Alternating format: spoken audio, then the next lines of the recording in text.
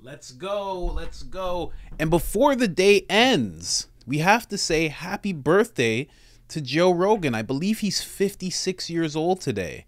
Thank you so much for the podcast and all the episodes and all the days where I was working in grocery stores and factories and needed something to take my mind off of the mind-numbing, soul-sucking work I was doing.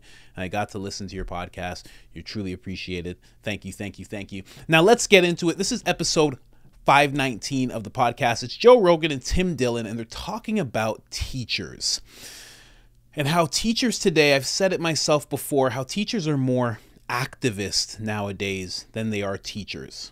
And it's a really sad thing because I shouldn't say the only people that suffer, but the people who suffer the most are the children. And after that, it's the parents, because the parents don't know what to do.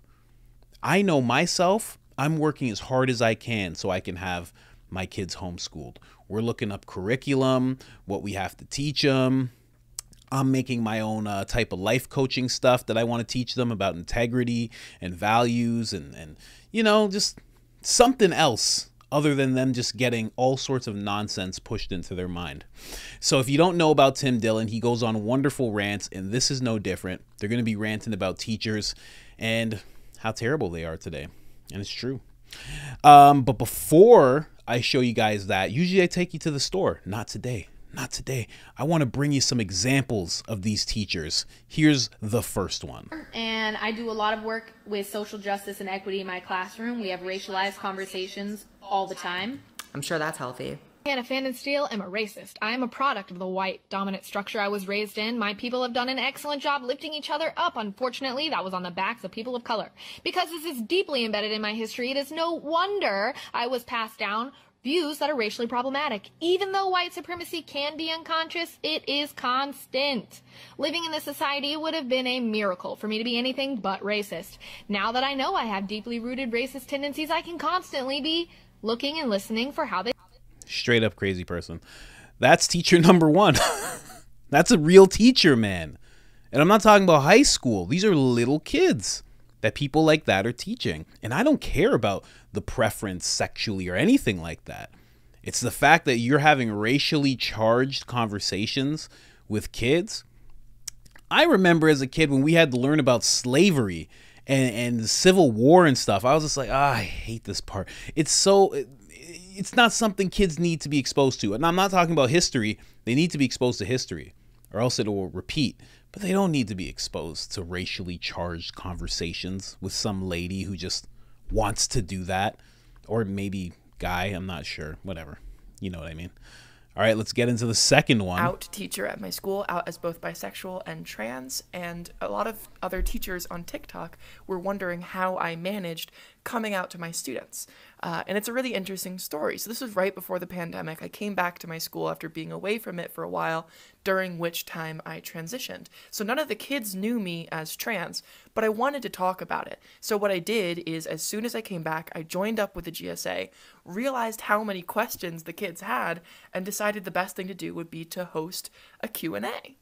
So the kids made up a whole bunch of flyers, and then one day during lunch, we hosted the tea talk. It was a triple entendre of T as in trans, T as in spilling the tea, and T as in we literally served them tea. It was great. It was a huge success. So many people showed up. We didn't have nearly enough tea for everyone. And I spent about 10 minutes talking about the difference between gender, sex, and sexual orientation, and then also talking about my own life story, sort of like the highlight. And I'm sure everything that she's... Bro, why? Why are you talking about this with kids? It makes no sense. No sense. And for anybody who doesn't know, I've started a playlist called The Research. So any videos that I play in my videos, I'm going to be making a whole playlist of them so you can see the whole video where I take clips from. And it also helps the people get exposure. Like this person's name is Blair White. She is a trans YouTuber who is very anti the agenda. So very, very, very interesting takes from this person. But this is from her video. But let's get into this last example here. She use they, them pronouns in English y en español, and I got a lot of questions like this. So how do I bring this up to my teacher? How do you talk to colleagues about it? How do people respond to you? So where I work, everybody was really receptive. They wanted to learn more about it. It's been a slow process, but they're learning more and they're integrating it. And this is across languages, so I feel super lucky.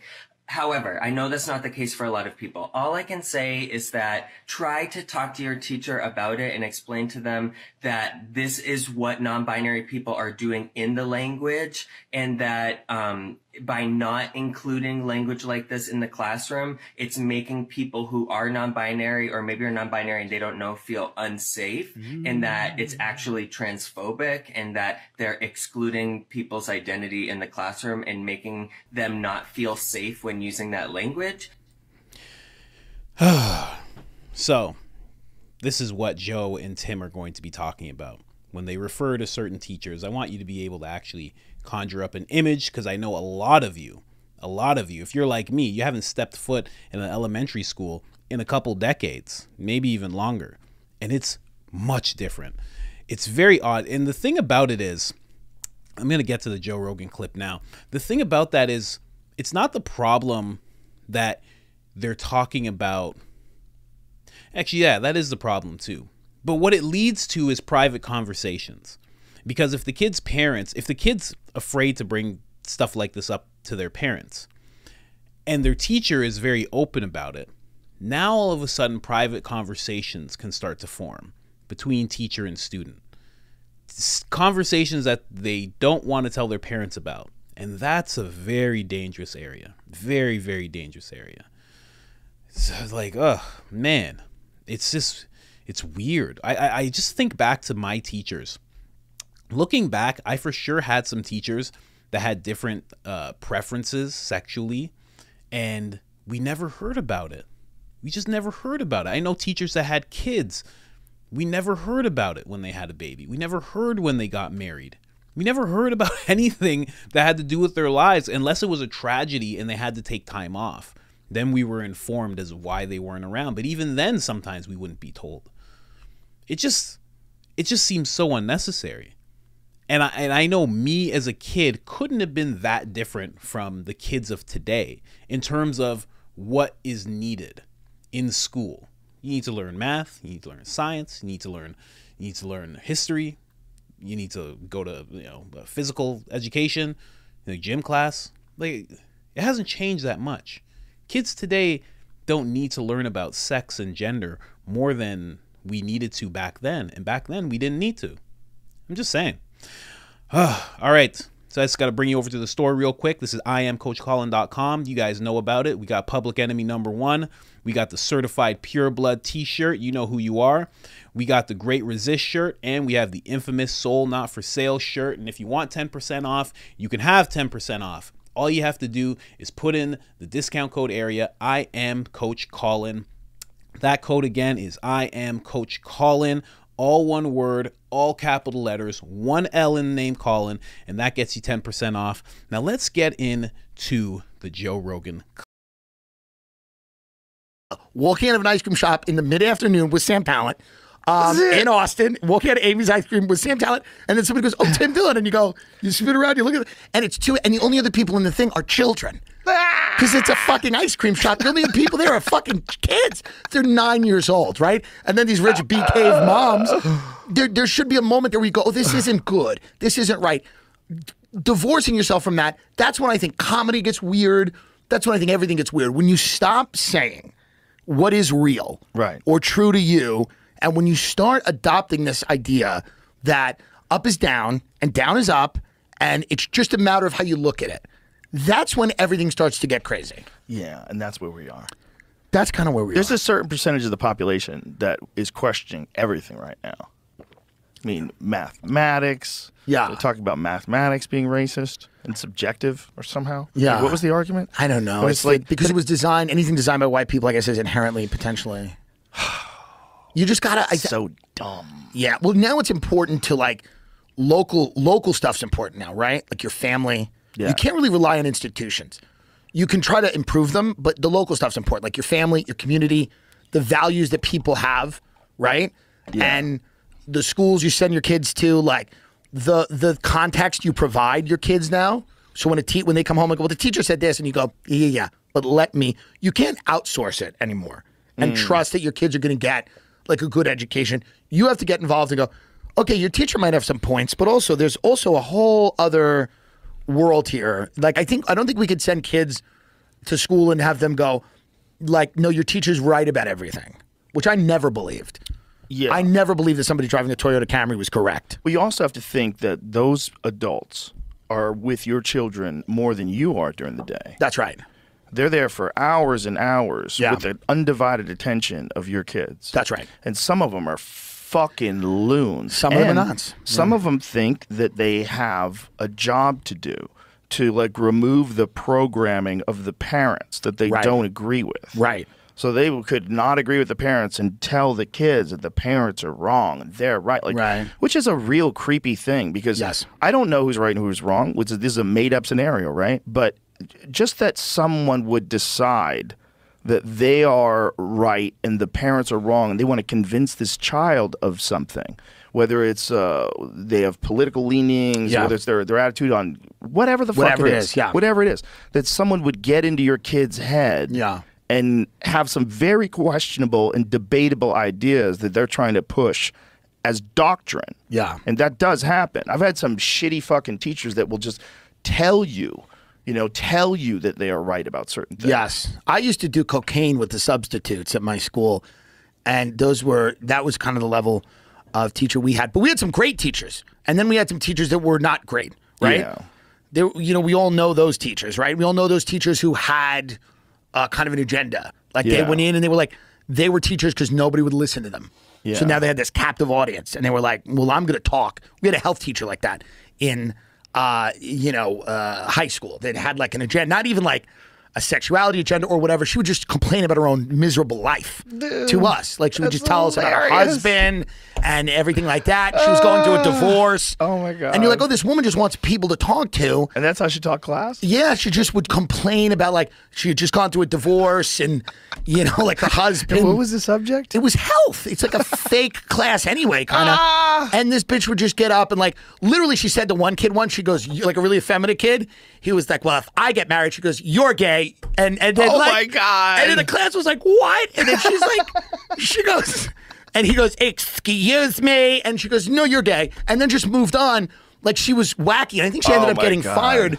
But she clearly used her classroom as like a thing, like a therapy session. Yeah. Where she wasn't like going over, this was just like her. I think that my grandmother was a teacher. She was an amazing teacher. But yeah, I don't think it's appropriate like you can have opinions obviously as a teacher, but like, you got to understand that there's like certain things that, but then there's overreaction too, where I think they banned the book in Florida because it had two penguins that were dudes, but penguins weren't fucking. What? They unbanned the Come book. on. DeSantis gets a little wild. Well, he's probably got some really wild people that are supporting him. Too. Yeah, so he gets a little wild. You get into those religious. It gets a little cult-like. Groups. Yeah. Gets a little cult-like. Very, But very all this, as somebody who's been out of the closet for years and years and don't hide anything, I don't think 6-year-olds should be taught about any sexuality. No. It has nothing to do with their lives. Right. They should be taught reading, math, the alphabet. So anybody going like, boys in this line, girls in this line, and this line is for my special people, like, out. That's what I feel. Yeah. And that's what most gay people over a certain age feel. It's like, it's silly. And Tango Makes Three recounts the true story of two male penguins who were devoted to each other at the Central Park Zoo in New York. A zookeeper who saw them building a nest and trying to incubate an egg-shaped rock gave them an egg from a different penguin pair with 2 eggs after they were having difficulty hatching more than 1 egg at a time. The chick cared for by the male penguins was named Tango. So male Tango had 2 gay dads. Is that, yeah, I'm trying to. That's what they're saying. But they unbanned this, I think. They banned it and then unbanned. I don't know why they unbanned it.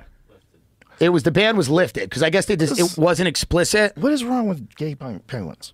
I don't know, but I think it's an overreaction because but it's there like were books where they were showing like explicit like oral sex. They were showing like illustrations of oral sex. That's crazy. That's crazy. No, it's insane. And talking about lust and wanting someone, it's essentially like cartoon pornography. No, that's crazy, and it's also crazy to introduce the concept of like gender theory to children. It's not fair. It's not fair. It's crazy. It's not fair because also crazy. kids are so fucking malleable, man. They're malleable, and if they hear like, oh, there's boys and girls, and then there's Yes. this. If you're transgender, you'll know. You'll know. If you're gay, you'll know. There isn't like you don't need to be told that you're transgender or gay or lesbian, whatever. You don't need to be told that by anybody. Another thing that Man, straight from the horse's mouth. Tim Dillon, if you don't know, he, like he said, he's out of the closet. He's been that way for a very, very long time. I think he's about like 38, 39 years old. But yeah, I fully agree with all those statements. Like they don't need to know that stuff. They just don't need to know it. It just doesn't make any sense. You know, and if there is a class, like I think maybe there should be an option if you want your kids to learn about stuff like that. You know, maybe it's like, you know, special ed, you separate the kids who needed like extra attention. Like maybe you need something like that, and maybe the parents need to give consent, and maybe the ones who don't get consent don't get to learn about that stuff, and then they learn about it from their parents, like something. And that's like the biggest compromise that I would be willing to even talk about, because in reality it should just not be there. Especially 4-year-olds, 6-year-olds. Some of those people that I showed you were actually preschool teachers. There's one I was watching I didn't actually show. She was teaching 3-year-olds, trying to figure out like, and then it's a whole thing, but it's just wild. I don't think you need anything like that until you're much older. And then again, consent, parents involved. But what's been going on, and I just made a video about this not too long ago. I think it was like 2 episodes ago. I think it's 516 or, yep, The Attack Within, 517. They're trying to take away the link between parent and child. You know, that's part of the attack that's going on. You know, you remove that bond, you remove that special relationship, you remove that authority that parent has with child. If you can get that away, then the child will depend on the state, the teachers, the government. That will become their parent, you know? And I know it sounds weird, but that is what happens. If a man has to work 16 hours a day, and then the woman in the family, the wife, decides she's going to work, and that's 12 hours a day, those are the two people that are supposed to be teaching the kids the most. It's supposed to be teaching the kid integrity, values, about religion, about hard work, about all sorts of things that you're supposed to get from your parents. There's certain values that you get from your parents. My wife is a great example. Her parents instilled great values, great intelligence into her.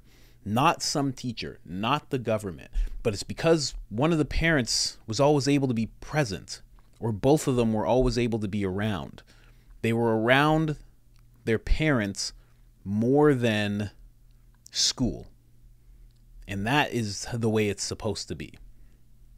But when you take a kid away from that and you start having private conversations and they're talking about all sorts of things, I don't know, man. It's a weird little thing. Kamala Harris even made mention of it. She said, you know, your children are really the community's children.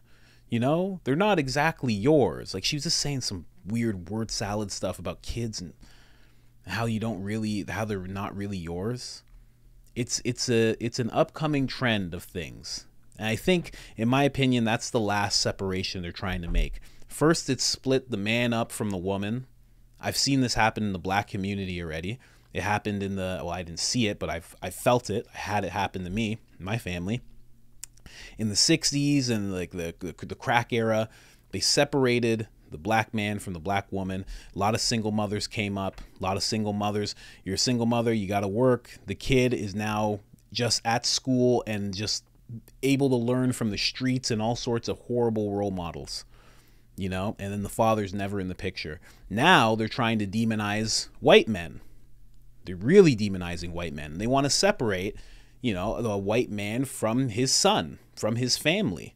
If they can do that successfully by demonizing him as misogynist and racist and just inherently racist, no matter what he does, even if he's not racist, I don't know, man. I gotta articulate my thought. I gotta go over my thoughts more. But there's an attack happening right now on the nuclear family, and teachers doing what you just saw. It's part of it. It's definitely part of it. Anyways, guys, like the video if you haven't liked the video already. Subscribe if you're not subscribed already. And other than that, I am out. Let me know what you think in the comments. Let me know what you think in the comments. Should teachers be taking this step? I do not think so. If you do, you know, let me know in the comments. And check out the full video. Always check out the research playlist. I have a playlist called The Research. I'll be updating it as much as I can. If you see something in one of my videos, timestamp it. Hopefully I'll see it. I get a lot of comments, but if I see it, I will check it out and I will put it into the actual research playlist. All right? Other than that, I'm out.